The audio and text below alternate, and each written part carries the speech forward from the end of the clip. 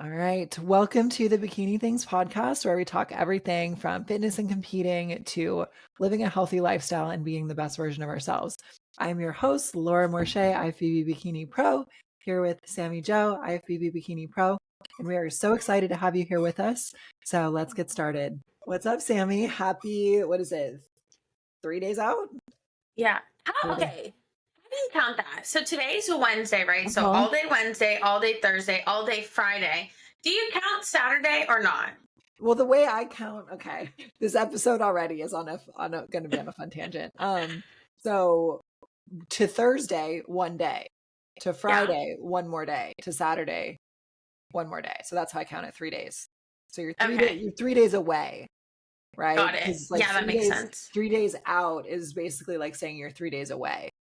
So I should update the note on Instagram because I put Yes. 4. Hard brain. Leave a new note. 3 days out. Perfect. Okay.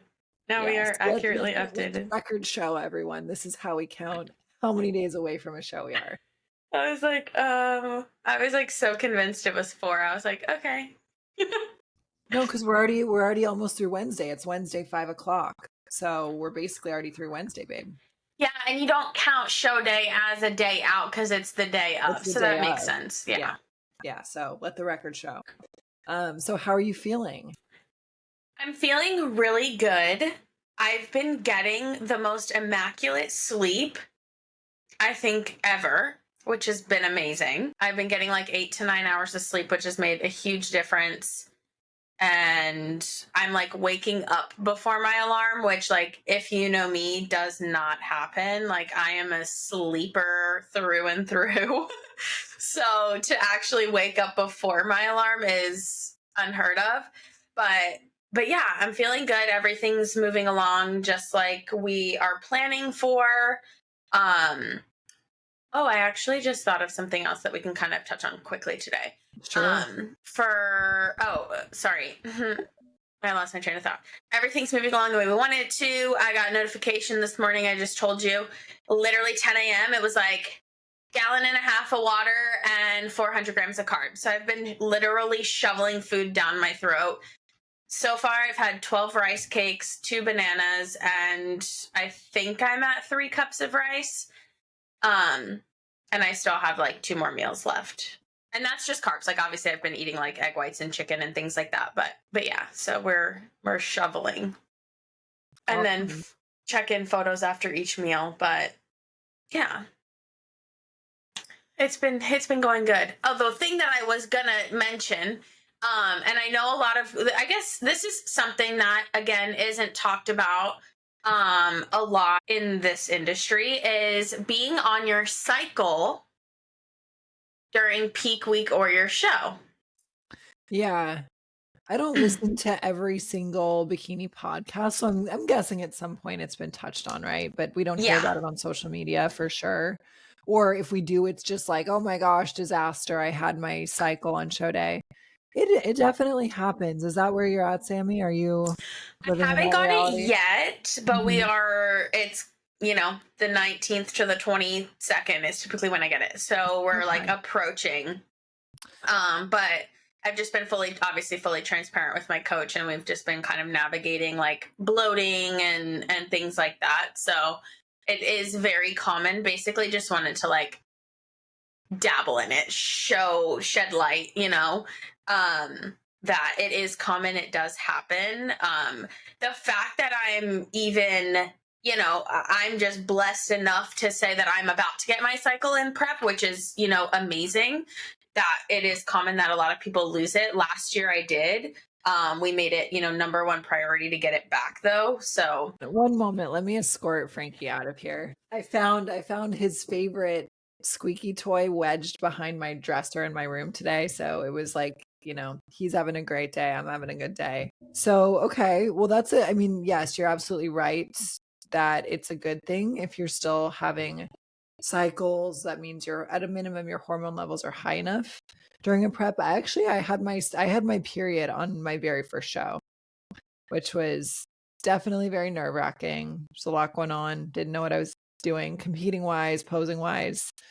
for the most part, that show. And I don't think it's that challenging. Obviously, it's a little nerve-wracking because we're so Yeah. focused on our appearance. Like the back pose, obviously, like it's very nerve-wracking. Like, oh gosh, we don't want any flaws to our appearance at all. So there is that kind of stress. However, think of it this way. If you're cutting water for a show, like you're leading into the show, even if you're on your period, if you're cutting water, it's most likely you're going to have a lot less of a flow than normal. So that's one thing to think about. The other thing too, for some people, it's not necessarily a detriment. In general, what happens when we're on our period, we're holding a little more water. We might look a little bit more bloated in our lower midsection. Some people you can't even tell, some of us we have more pronounced symptoms, some don't. And actually, Tara, if you remember on the episode she recorded with us, she always talks about how she actually looks better when she's getting her period or about to get her period, because it actually makes her a little fuller. Makes her hold more water. And when she had her win last year at Atlanta, I can't remember if she said that DC she was or not. I think she might have been on her period or about to.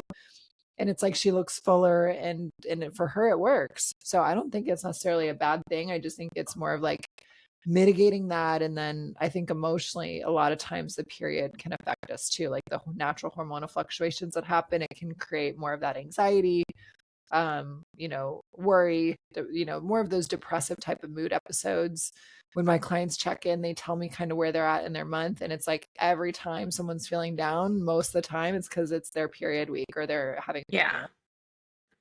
100%. So it's been interesting because I've never dealt with this before, like navigating it during peak week. And, again, very few things that we have to do to mitigate it, because I have a copper IUD, so a non-hormonal IUD. So I'm not combating any extra hormones in my body, which is nice. So I have like everything's pretty regular and minimal anyway. Like I don't bloat often, I don't get cramps, I don't have a heavy cycle in general. So it's kind of interesting just to navigate it.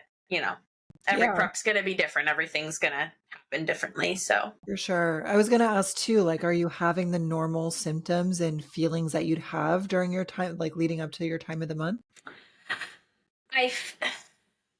I feel like, I will say, I don't feel like I've been as emotional. Or maybe I was in the last 2 weeks. But it was just a combination of like not knowing if I was going to be ready for this show. And then like, having that. So thinking that was the reason and not necessarily my cycle. And I'm also just like naturally an emotional person. So like sometimes it might just be me. Like, not cycle related. Am I the problem here? Is it me? I think it's me. I'm the problem. Yeah. But yeah, it's been a pretty smooth sailing peak week, I can definitely say. And I think I've kept myself busy enough, like not overly stressed busy, but busy enough that I'm like not sitting here like overthinking or like over analyzing anything. Good. That's good. That's a good place to be. Yeah. Well, it'll be fun. I'm excited to go with you and your sister this weekend. So we'll go have a good time. One of my posing clients, Christina, is actually in the show as well. So it'll be nice to go support her. I don't think her coach can make it. So I'll help her kind of just get ready, make sure she looks good, tan's good, all that before she goes on stage. So it'll be fun. Are you excited? Are you excited for Patriots? Like, how are you feeling about where you're at physically, the lineup, like any thoughts that go through your head 3 days out? I definitely was anxious to see the lineup. I'm not gonna lie, but I think I'm really happy with the package that I have. I could probably be a little bit tighter in my lower half, like in my back post, right? I think my tie-ins can be a little tighter. So I think going in knowing that I have areas that I need to improve, but I also have shows lined up that give me enough time to improve those, is putting me in a better mindset, right? So it's kind of like, all right, it could be, hey, they love the fullness that I have and that's what they're looking for. Or it could be, hey, we need you to come in a little bit tighter. So it's like, it can go either of two ways. Again, the sport is so subjective that it is what it is. And, all I can do is just bring what I have to the best of my ability. And then, it's in the judges' hands from there. But I'm really excited. The lineup has a lot of diversity in the sense of seasoned competitors and brand new competitors. Mm-hmm. Remind me, who are some of the, or should we pull up the list? Yeah, I have it here. Preview? The one time I actually have it readily available. Okay, so we have Rhoda, which I'm actually so excited to compete with Rhoda because in 2022, I actually met Rhoda in December of 2022, the Olympia of 22. I actually met Rhoda in a club in Vegas. And her energy, her vibe was just like radiating. So I was like, literally, can I dance with you? And like we were at our table dancing, and that's just like how we met. And she's like, oh, I'm here, I just competed at Olympia Amateur. And I'm like, oh my goodness, like I'm a competitor too, blah blah blah. So that's how we met. And then from there we've just been like social media friends. Like I don't think our paths crossed at Arnold this past year, but yeah, so super excited to actually compete with her. And then Samantha Bartley, I believe we've competed at a national show together, but she just did her pro debut last weekend, Atlanta. Okay, cool. And then Kimber is competing, so I'm super excited. I'm like the seasoned competitors, like, yes, I'm not gonna sit here and pretend like I'm not nervous, right? Like, obviously, like, it makes me nervous. It would, I can't speak for other people, but I would imagine it would make other people nervous too, that are like newer in the sport, right? But I'm excited I'm taking those nerves and turning it into excitement just to see how I stack up against them, right? Because they've been competing for years. They've been doing this for years. So that's kind of the mindset that I'm going into it with. And then there is Treasure Boston. The name's familiar. She might have been maybe, I don't know, I could be making this up, maybe Pittsburgh or New York Pro. I'm not sure. Yeah, the name didn't sound familiar to me. Brianna Compardo. I'm not sure. I was going, like, I did the thing that I tell people not to do, like going on Instagram and seeing. So I will say a lot of these girls are either pro debuts, have just did their pro debut last week, or they're just new competitors in general. Who were some of the athletes you might predict to be in the first call out? Like I would put Rhoda in there for sure. Hopefully you're in there as well. Obviously. So who else? Tamika Carter. Yep. She did the Arnold. Ashley K. Ashley K. Yeah. Okay. So Carla Grijalva actually just won her pro card and the overall, I believe, at Universe. Okay. Cool. She looks really good. Yeah, I've competed with her. She was in top 5 last week, I believe, at Atlanta. Yeah, I've competed with her before, like years ago, I think. Now I'm just going through the list too. Kyla Long, super excited to compete with her. She's such a sweetheart. Love her. So sweet and Indy. We had a good time. Yeah. Aspen Rands. That name does not sound familiar to me. Alice Roca, Selena Stansbury, Tina Tran, Mandy Watanabe. She did Iron Games with us, I'm pretty sure. Okay. And then Erica De Vera. Okay. And cool. Kiki Cunningham, sorry. Yeah. Okay. Yeah, I would put Erica, I could see making it into the first call out as well too. She's been in the first call out of muscle contest shows before. So cool. That's a good lineup. I mean, obviously I think I wasn't sure if Ashley K had jumped in or not. So that makes sense. Both her and Kimber are Vegas locals. So obviously she's kind of with 48 pro wins now. She's kind of the incumbent. So we'll see what happens. You never know. We shall see. Yeah. It'll be a good time. Yeah. I'm excited. Yeah. So the topic we kind of wanted to cover today was what it takes, what it looks like to turn pro and the realities of being a pro. And I think this is a great topic because next weekend is USA's. So that's going to be here in Anaheim, California for the first time. And who knows how long, maybe they had it here back in the past, but forever it was in Las Vegas. So we've got that coming up. That's a big national show. We've had junior Nats, junior USAs, and Universe already this year. And then we've got after USAs, we have North Americans, and we have NPC Nationals, as well as some other shows like the Olympia Amateur, the Ben Weeder Natural Show that give out like one to two pro cards, those types of shows. So very relevant topic, very, very relevant topic.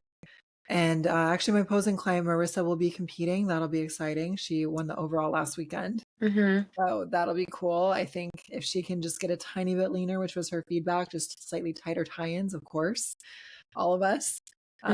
That's what they want to see from her. So I think she's got a really good shot. I mean, she looks awesome. Her posing, they loved her posing, which feels great as our posing coach, but I knew she was doing a good job already. So Yeah. that's exciting. So why don't we talk a little bit about maybe just not necessarily at the national show itself, but maybe just in general, like what are some of the signs that like we're ready to turn pro? What does a pro look like? I think for a lot of new competitors that can be confusing, or it can be hard to understand until you're in the game for a long time and you've really learned the sport. Yeah, I would say stage presence is going to be a huge thing. Just the confidence on stage, the way you carry yourself. And this is going to be important, at the amateur level too, that you want to make sure this is kind of at 100%, but it's really just going to be that I feel like as a pro, you're confident on stage, but you're comfortable on stage, right? Like you belong there. And just being on stage, your flow in your poses and your transitions and your stage presence overall, the way you walk on stage, the way you carry yourself, your facial expressions, your smile, things like that, just kind of A to Z. Again, in addition to your physique, I think is super, super important. It's like you carry yourself with a different poise as a pro. There's higher expectations of you in terms of just the way you act and the way you look and the way you present yourself. So I think having that ahead of time is a big thing, right? Like getting on that national stage with that poise and elegance is key. Yeah, I agree. And from my perspective, not that I'm going to disagree here, but I would take a slightly different vantage point. I think at the national level, I actually think that your physique matters a lot more than your posing. At local, regional level shows, you can have the girl with not the best physique on stage winning the overall because she is very confident, because she does have great posing, and maybe she knows how to angle better than the girl who does have the best physique. So I think really at the end of the day, like what they're looking for at the national level is they're looking for, okay, who could we pluck off of this stage and drop on a pro stage and they would fit right in with everyone. Who really matches up in terms of their muscularity, their size, their shape for the bikini division specifically. And so to me, the way I would describe that, and we could even, I guess if we wanted to, we could pull up like universe, like overall comparisons or something like that if we wanted to. But just in general, like when you look at a pro athlete, what you're going to see is you're going to see a certain level of muscularity. You're not going to see as much muscle as in wellness or as in figure. But if you kind of scan the body from like maybe top to bottom, you're going to see very round shoulders. You're going to see very round, full shoulders that are full three-dimensional from both the front and back. So just because you have nice shoulders in your front pose, if you have no rear delts or no roundness to your shoulders from the back, that's likely, that's going to be lacking, right? We should also have some V-taper to our lats. That's going to vary person to person. Some girls have very crazy V-tapers. Some girls can turn pro with like minimal to no lats. There's even pros and Olympians that have very small lats, or their back isn't wide, but they still create an hourglass shape with their body. And then obviously a small waist is going to be a huge key here, because the smaller the waist, the crazier the hourglass you'll create. So that waist should be small, the core should be tight, and we should see some definition, but we also shouldn't have an etched in six pack. Like you don't look at pro athletes or Olympians who have etched in chocolate bar abs. Like you just don't really see that.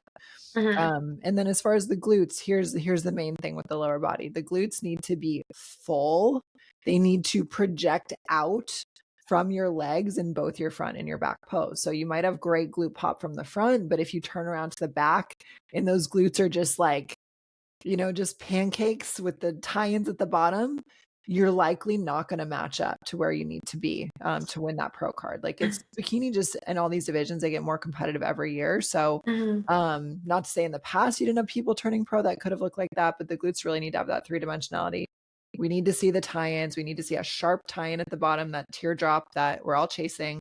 At the same time, we shouldn't see separations or striations. So if you're starting to see striations, separation of your quad muscles in the front of your legs, if you're starting to see separation or really defined hamstrings, if you're starting to see striations in the shoulders or at the top of the glute, you're kind of bordering on a little too lean. And that also might mean, unfortunately, that if you're in that camp where you're starting to get striated, but you don't have the full muscle, other spots, or you're not lean enough in other spots, that might mean that you don't have the tissue in the right areas. Like if you're starting to get striated shoulders, but your tie-ins are not in, that might literally just mean, okay, you need more muscle tissue, because as you get leaner with more tissue, that tie-in, oh my gosh, I keep hitting this, is going to push up against the skin and you're going to see it a lot faster in your prep. Yeah. And some people, I think they don't realize that, but a lot of times these issues of like, being too lean somewhere else and not lean enough somewhere else, that problem is fixed by having more muscle, at least in the right places. So that's kind of like the physical description of what I would call a bikini pro. Is there anything there, Sammy, where you feel like I'm off, or anything you would add to that? No, I think you're 100%, 100% for that. And I will agree. Sorry, I think I misunderstood your question. I will agree that physique matters more than stage presence at the national level, but I think to have the package of an overall pro, those two are definitely important. Yeah.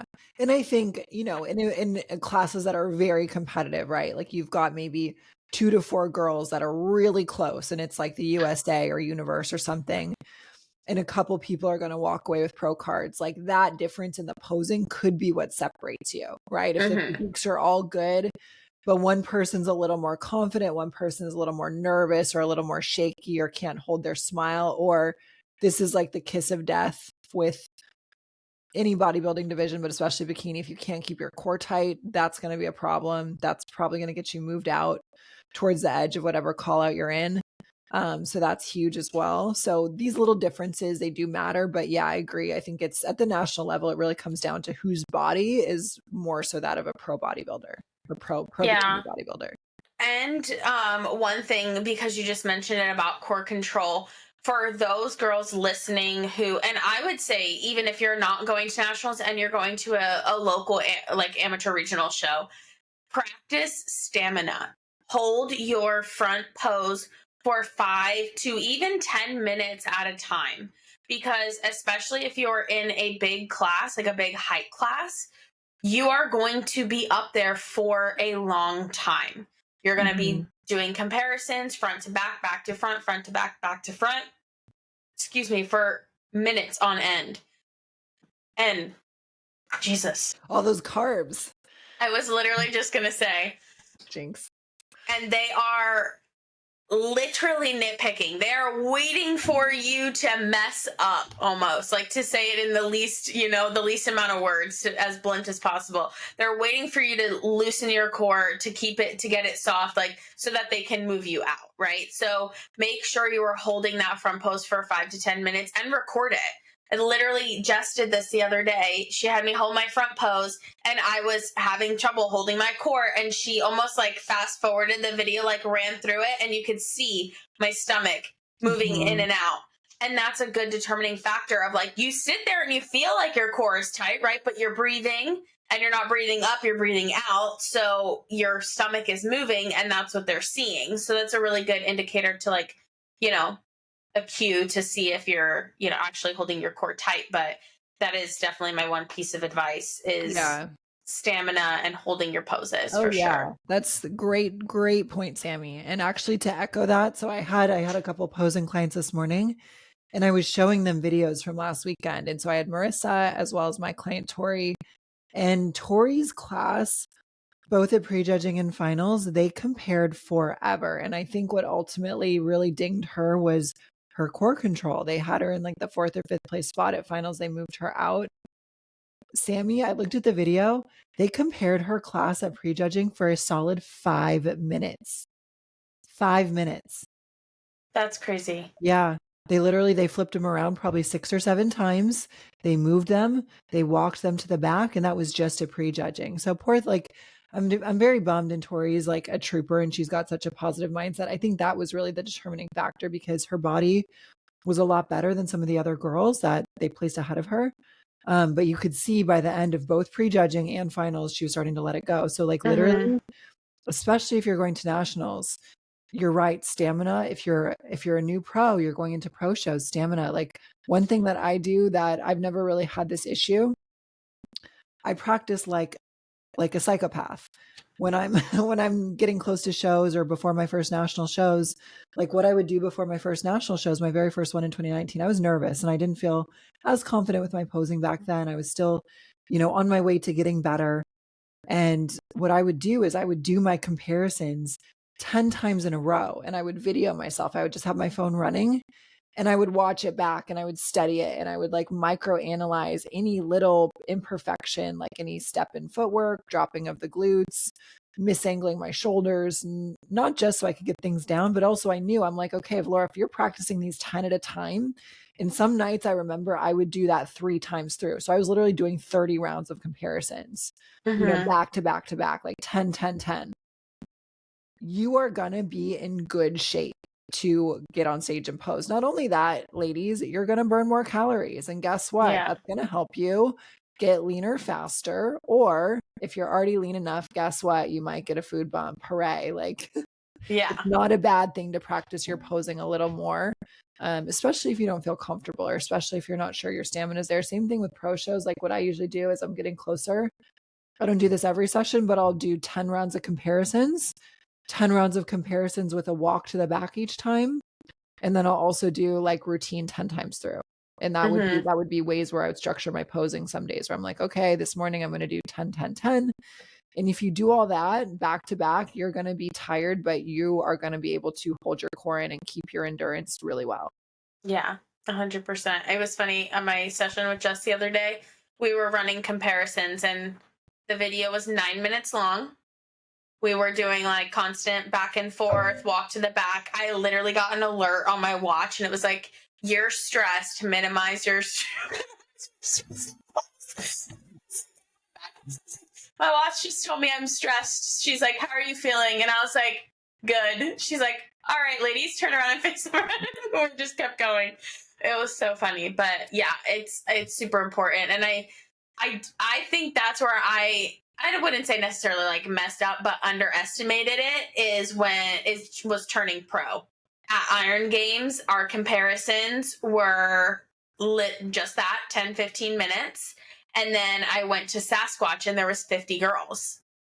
And I stood on that wing for 8 call outs. And there were, I think I was in 3rd or 4th call out. So there was a solid amount of call outs before I even got up there. So like by the time I even had to perform, my core was already, tired. So it's definitely super important. I can't stress that enough. Yeah, for sure. Yeah, I did that one in 2022. So I remember I don't think it was quite as big, but it was pretty darn big back then. Like we had at least 4 or 5 call outs, 40 plus athletes.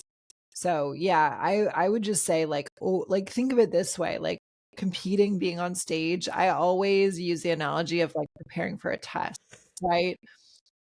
Posing clients especially will ask me, Laura, how do you feel less nervous getting on stage or for your first show? And I'm like, look, show up over prepared. If you've prepared, if you couldn't have done anything better with your posing, if you couldn't have done anything better with your prep, you're going to be backstage and be like, all right, this is what I got. Let's do this. I couldn't have done anything differently or anything better.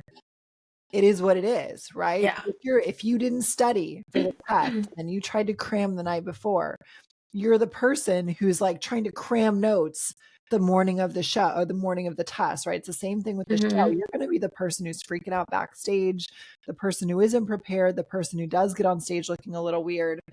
So just making sure that you're prepared enough, which ultimately is like over preparation is always a good answer to that. 100%.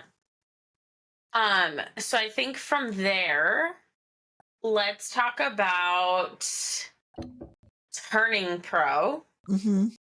and I guess the expectation or how life changes once you turn pro, essentially. Yeah. So the main way to turn pro in the US, let's just talk about the US. There are 6 main national shows each year in order from just beginning to end of the year. We've got Junior USA's, then Junior Nats, then Universe, then USA's, then North Americans, then Nationals. Those are the 6.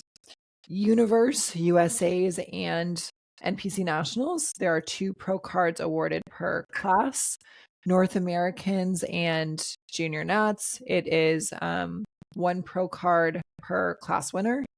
And then Junior USA's, it is, I think, only like 1 to 3 people get pro cards. So you've got to like win your class, and then you've got to place, I think, top 3 in the overall, and I think 3 pro cards are given if I'm not remembering it correctly. That's how Arnold Amateur and Olympia Amateur are too, right? Yeah, same thing. So I think they give out like 2 to 3 pro cards tops. It has changed year to year. So it's like usually for those types of shows each year, I go and check the rules in case they've changed anything. And then don't forget too, if we're 35 and above, there are Masters National shows. So there's a specific Masters Nationals at the end of July. That is this weekend, I believe.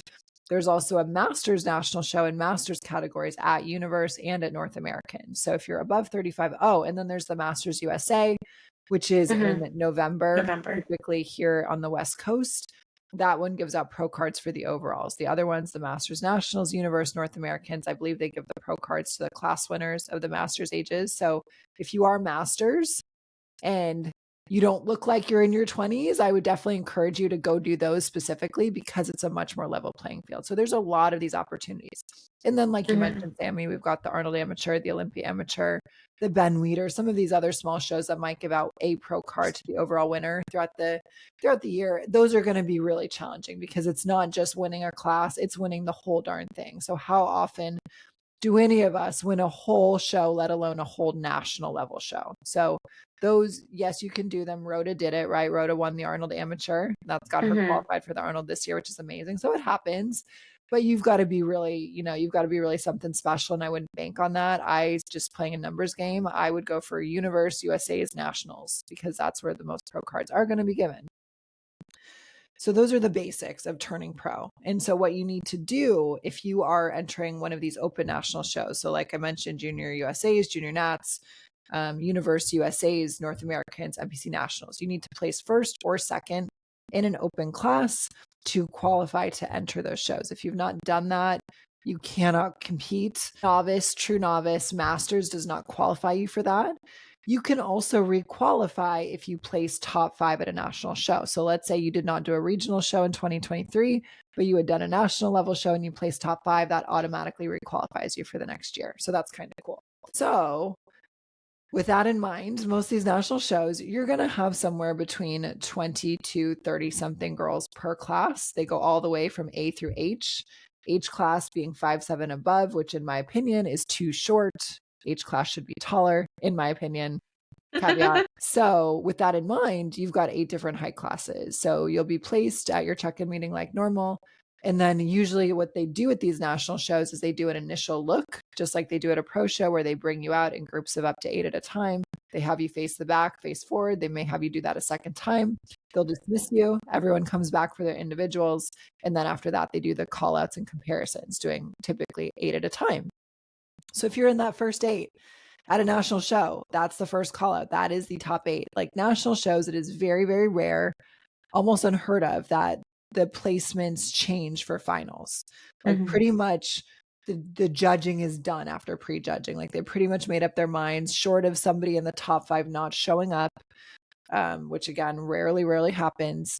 The decisions are done at prejudging. It's really just like the overall winner that's kind of left to finals for the most part.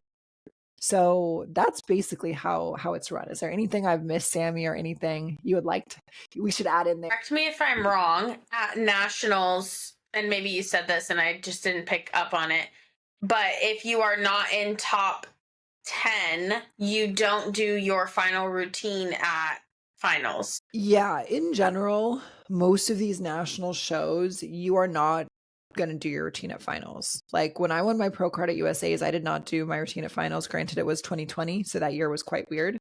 But a lot of times at these national shows, what usually happens at finals is everyone just goes out and hits their front pose and walks to the side. And then they usually call out the top 5 that are going to get an award. Right. That's usually what happens, but it does vary in year to year. Like NPC Nationals, for example, it just changed promoters last year. So it went from a promoter in Florida to a promoter in Texas. So I'm guessing I didn't go last year. I'm guessing it was run a little differently. Might have been a different stage layout, might have been a different format. It also probably depends on the levels of competitors. And actually, Team Pro Physique did a very interesting podcast that maybe we can link in the description a month or two ago. The size of the national shows is actually decreasing significantly year to year. Like over the last, they went back, I think over the last 6 to 7 years, it's decreasing each year. And I think that can be they were kind of digging into why is it? It's probably a combination of things, but as the shows get potentially smaller, the promoters can take the liberty to decide okay, all top 10 girls do their routine, or everyone does their routine, or no one does their routine, and we're just going to call the top 5. So really, at the end of the day, the finals is just kind of a show. And unless you're in top 5, or unless you think you're in that first place spot and you're going to go battle for the overall, just take some deep breaths, relax, still show up. Don't skip it if you didn't place in the first call out, because the judges will remember you. You will affect the scoring and they'll remember you. But finals is not a big deal, really. Yeah. Yeah, no, I would definitely agree. And that's one big thing is always show up to finals. Do not let your ego, your emotions, your expectations get to you, because again, there is only 6 national shows. There are only so many promoters across the United States that hold these shows. And even if it's a promoter, even if it's a specific promoter and you're like, oh, I'll never use this promoter again, the judges are most likely going to be the same, right? The head judges that judge at national shows are typically the same ones over and over again. And even though there are hundreds and hundreds and hundreds of competitors, they are going to remember you. They are going to remember that you did not show up. Yeah. Yep. And here's the thing too. Let's say you do that, right? You skip finals, and then the next year you go and win your pro card. Those same judges are the pro judges that are going to be judging you. So it's a small world. So just be mindful of how you're carrying yourself, how you're, acting, sportsmanship. It shows. If you're off on the side and you look really pissed off or really frustrated, the judges see that too. You remember, Sammy, probably when we had our seminar last fall with Patrick, one of the muscle contest head judges, and he was talking about how they've actually placed people lower because of their sportsmanship, or because of how they were carrying themselves on stage, because they could see it. They could see the lack of sportsmanship or the emotion on the person's face. Crazy thing too is actually, I saw this, and to be fair, we're all human, but at the pro show that was included with the muscle contest last weekend, I'm pretty sure I saw one of the athletes in the first call outs crying on the side during prejudging. Yeah. And to me, I'm seeing this, I'm not even sitting as close as the judges are. They have to be noticing that, right? They have to be noticing that you're emotional, that you're not really that composed. Even if you feel that way, and I've definitely been there where I've wanted to cry on stage. Yeah. I think wait till you get off. I think a lot of us have, but yeah, it's wait until you're done, act like a professional, even if you're not. It's you want to turn pro, act like a pro. So that's just for what it's worth. Yeah. And then, alrighty. So now that we've turned pro, right, in our timeline of things, how would you say life changes, right? So I see far too often, or I see, it happen a lot that, girls are spending 5, 6, 7 years competing year over year over year to turn pro, and then they turn pro. And then what happens, right? We've get to change your Instagram bio. That's it. Short answer. Yeah. No, and I want to talk about this because I've been seeing it a lot, again, because it's the season. And a lot of people I'm seeing are going through this thing. And I will say, like, I feel like I kind of felt it a little bit. I feel like going into a pro season right away kind of mitigated it for me personally. But I did feel this sense of like, all right, what next? Like something was like handed, right? Aside from the poster that you're given, literally nothing is handed to you. So I want to kind of talk about that, because I feel like a lot of people make it their personality, make it their life to compete, right? And it's a huge thing. And they compete for years over years for this one goal, and then they get to it, and then it's like, what now? Oh yeah. Yeah, it's a great point, Sammy. And really the pro card, it's not it is what you do with it, right? And so I think there's this misconception. From my perspective, I feel like maybe it's a little less now, or maybe people are just so caught up in social media. I think that is a problem I see with those that are just a little younger. I think people are really, really caught up in social media, and they don't have a real grip on reality, like real life. Mm-hmm. And so I think people think that it's going to like fill this hole in your heart, right? Take pro card and fill it with anything else. Like, okay, when I have $1 million, when I get married, when I have a kid, when I have, a mansion on the beach, I'll be happy, I'll be content. That's what that pro card is, I think, to a lot of people, unfortunately. And it's not gonna make you happy forever. You're gonna be happy, and then guess what? That feeling is gonna diminish, and you're gonna go back to your baseline level of happiness. So Mm-hmm. if the pro card signifies for you something bigger, or it's a stepping stone to something bigger, then it's ultimately on you to make that happen. Like for me, when I won my pro card, first of all, it was something like for a long time, I didn't even know if I could do it. And then at some point I had the shift of like, okay, I can do this. It was a stepping stone. For me, I looked at it like, okay, this is something I can put on my resume. I have this bigger future. I have these bigger goals. I have things I want to do in my life. And I'm also just super competitive. Like I'm a very competitive person. So I just want to win at anything I do. So that was to be fair, that's part of, I think that's all of us pros. Like we kind of have to be very competitive to do this crazy sport that we do.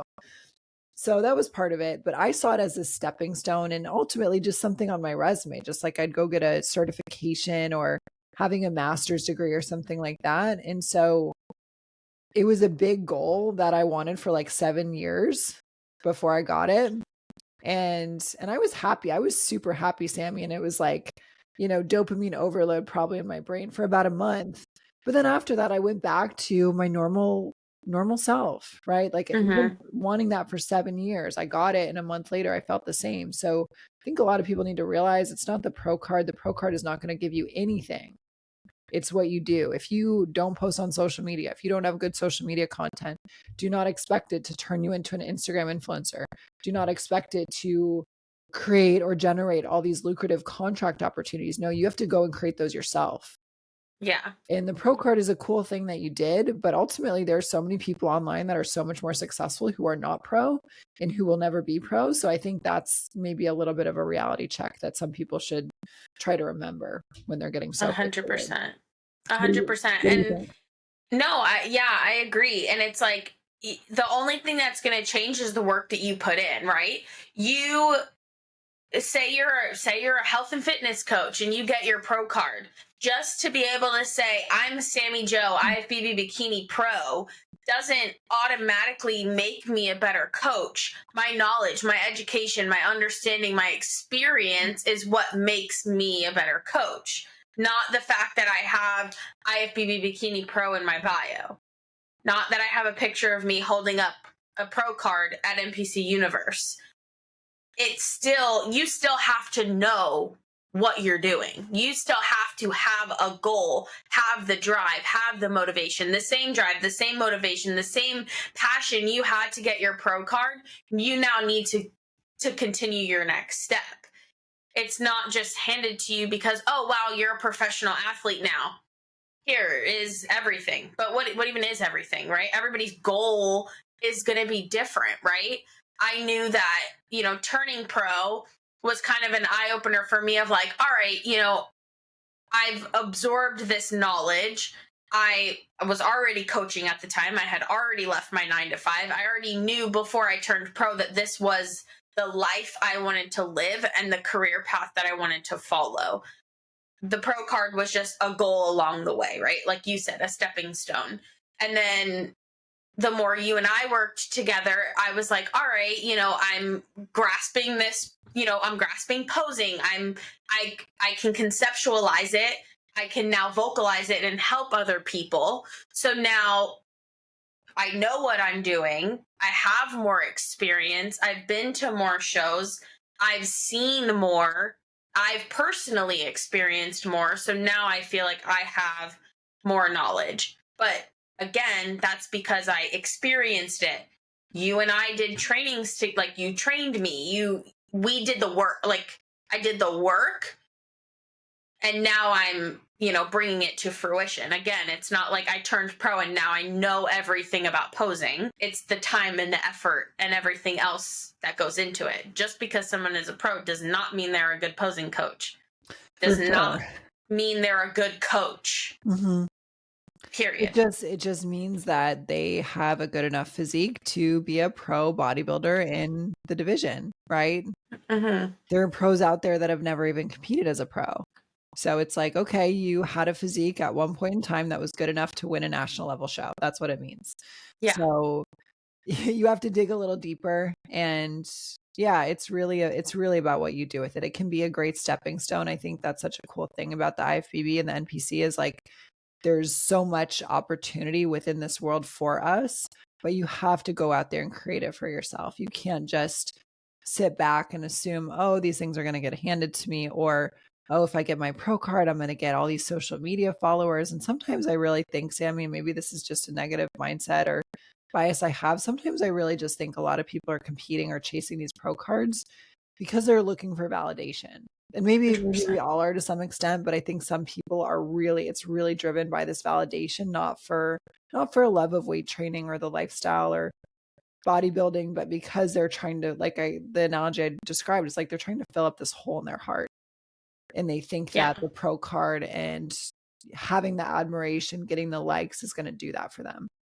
100%. I agree. And two, people need to keep in mind, like, the only people that are seeing that you won your pro card are the people that are seeking it. You know what I mean? And like, it's the people that are watching or that follow NPC news online. Let's be real. How many people are actually, they have a large following, don't get me wrong, but it's like, it's people that are in the industry deep enough to seek out the information that are viewing that information, or the 1,000 followers that you have on Instagram. But otherwise, people aren't a random Joe on the streets, not like, oh, NPC Universe was this weekend, let's go look. Because how else is he going to know that happened unless he's involved, right? Yeah. So it's like, it's the bigger picture of it. Like, again, I wholeheartedly agree. It's that seeking that validation, but realizing that the only person that can validate you is yourself, because otherwise no one cares. Like, sorry, but no one cares. Like we care. Don't get me wrong. Like, I don't want to sound mean, but it's like, that's your personal goal. If you achieved your personal goal, then that should mean more for you than what everybody else thinks about you achieving that goal. Yeah. It's tricky. And I don't know, my jaded side, I see a lot of these girls too, Sammy, where I think in pursuit of this pro card, which is like an opportunity or whatever you want to call it, stepping stone, I see a lot of them just, like, I hate to say this, but like jacking themselves up, either from a health perspective or a femininity perspective. And the way I think and the way my mind works, I think that is very counterproductive. Maybe your goal is to be Miss Bikini Olympia and you don't care about a lot of other aspects of your life or other opportunities you could have. But I see a lot of girls in a big rush to get this pro card. Like, we see it on social media and we think, oh, I decided today to compete, so that means by the end of this year, I want to be an IFBB pro. And then next year, I want to be on the Olympia stage. And so they're willing to do whatever it takes. And in the process, You can develop health conditions. You know, you can change how you look physically. You can change how your voice sounds in a permanent way.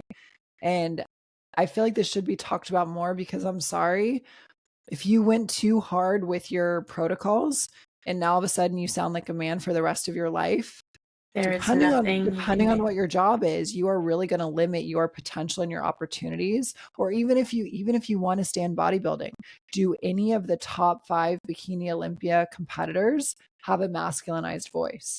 Do any of them have a masculinized face? Like, no, they're extremely marketable. They're extremely beautiful. And if you're in a rush and you think that supplements or PEDs are the answer and are going to get you this thing, I think you're going to make choices that are very impulsive and not really thinking through the long-term consequences of what you're doing. I don't know. Yeah. No, I definitely agree with that. And it's like that. And I feel like when you are doing it for that reason, you're not doing it for the love of this sport. You're doing it for the title. You're not loving the process. You're loving the product. Mm-hmm. And my client actually said those words to me exactly today. Uh-huh. Not at me, but like just in that phrase, loving the process and not loving the process, but loving the product. Mm-hmm. And I feel like that's when you're doing it for the wrong reasons. Like you are clout chasing at that point. You are expecting hype. You are expecting clout. You are expecting fame, followers, whatever it is, when you are doing it because you think that turning pro in a year, going to Olympia in a year, and, you know, becoming Miss Bikini Olympia in a year is going to be some crazy thing. Like, how many pros are there, right? Not everybody is tracking everyone's progress, right? And I think too, this kind of goes into like pro debuts. We glorify and I don't want to say over dramatize our pro debuts, but like half the time nobody even knows it's your pro debut but you. Mm-hmm. It's like, it's not something that's announced at like when I went to Texas Pro, like I don't think they said, and for her pro debut, IFBB Bikini Pro Sammy Joe, like only people knew if I told them. Mm-hmm. Otherwise they were like, oh, hi, who are you? Hi, I'm Sammy Joe. They're like, oh, hi, welcome. Like, you know, there's so many pro shows. There's so many competitors. Like I could have taken a 5-year hiatus and came back and they would have been like, who are, you know what I mean? So it's like, would have been like, who are you? Nice to have you. Yeah, exactly. It's like, they can't keep track of everybody. So it's like, it's for your personal cup, not for someone else to fill that void for you. Like, you do this because you want to challenge yourself. You do this because you want to prove to yourself that you're capable of doing it, not because you are seeking it from someone else. I feel like if you are seeking it from someone else, you are doing it for all of the wrong reasons. Yeah, I agree. Pro debuts, my thought on the pro debut is like, take the time you need. For me, I feel like mine would have been a lot better to build, weight, etc. But everyone's different, right? The scenario I was in was coming out of 2020 times. It was a little weird. You know, for you, your feedback was like, hey, jump in there. Let's see how you do. Like, go for it. So I think the pro debut, you should just do on your own timing. Don't get too caught up in it. You're absolutely right, Sammy. I never thought about that. But yeah, it's like really only we know.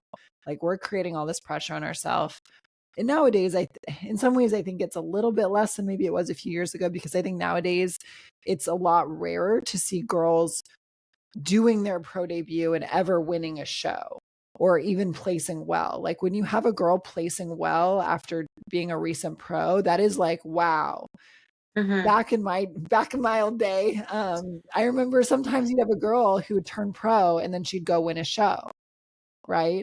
I don't really see that anymore. Even someone like Rhoda, I would say Rhoda had an amazing, you know, rookie season, making it to the Arnold. She places top 5 typically in every show she does. Like, that's really freaking impressive. And mm-hmm. I can't really think of anyone. Maybe Ali Votner from Fit Body Fusion. She qualified for Olympia, and she was placing well at pro shows last year, but she didn't win a pro show. You know, it took her till her second season as a pro to do that. So yeah. I think it's a little harder now. Just like I said, the level of competition keeps rising. So I think it's a little rare that these new pros do really, really well. And so in some ways, I think that maybe, at least from my perspective, or maybe just because I'm older and I'm in a different place in my competition career, I think that also maybe takes the pressure off. Is like, you don't see other girls winning shows right after turning pro. So why would I expect myself to do that? Right. Yeah. And two, it's like, I feel like a lot of people that do turn pro and take a year off to build and just put muscle on overall, and then they have these high expectations when they do come back and make their pro debut and almost expect to be in top 5 and expect high results, but get the feedback of like, you still need more glutes, or you still need this, or you need to work on this. And then they go and they end up taking another off season. And it's like, just understanding that, like, also too, once you turn pro, like, this is the long game now. Like, the long game before was turning pro, but now that you're pro, the long game is your career. Like, your pro career, right? Like, Yeah. think of a career. It's long term, right? You went to school for probably 16 years, right? Elementary, middle, high school, college. And then now you're working for the rest of your life. So it's like, think of it in schooling in that sense. And this honestly just popped into my head. So if this sounds stupid, let me know. But it's like, you know, the years that you compete at regional levels and national levels is just the start of it. And then you turn pro. And then now, you know, if your goal is to do it for the rest of your life, then understand that you are going to be doing this for the rest of your life. Yeah. I don't know that it's sustainable for the rest of your life. Maybe not like the rest of your life, but you probably need some breaks in there. yeah. But yeah, But I'm saying, you're spot like, on. Yeah, you're spot on. It's kind of, it's hard to describe, but it's like my first year as a pro was 2021.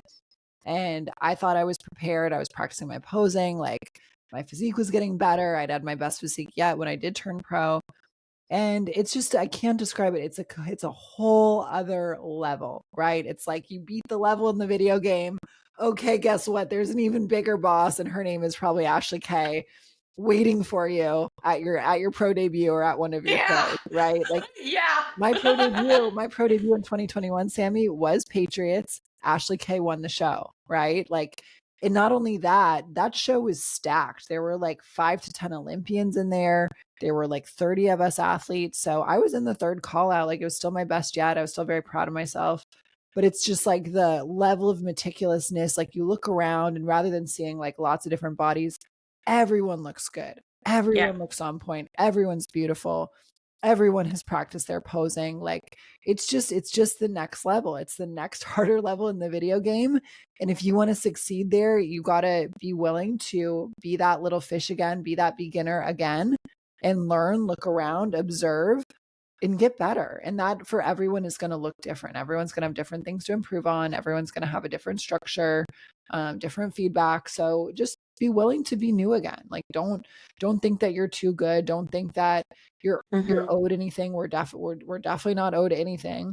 And if you want opportunities, right, and you want to create your career out of competing or bodybuilding or fitness, you have to go out there and facilitate it. You have to go out there and create it and show that you are this person that you want to be. You need to present yourself in that way. You need to market yourself. You need to work at it. Nothing's going to be handed to you. And I think that's just in life. Like, nothing's going to be handed to you. If you were handed some things at some point in your life, congrats.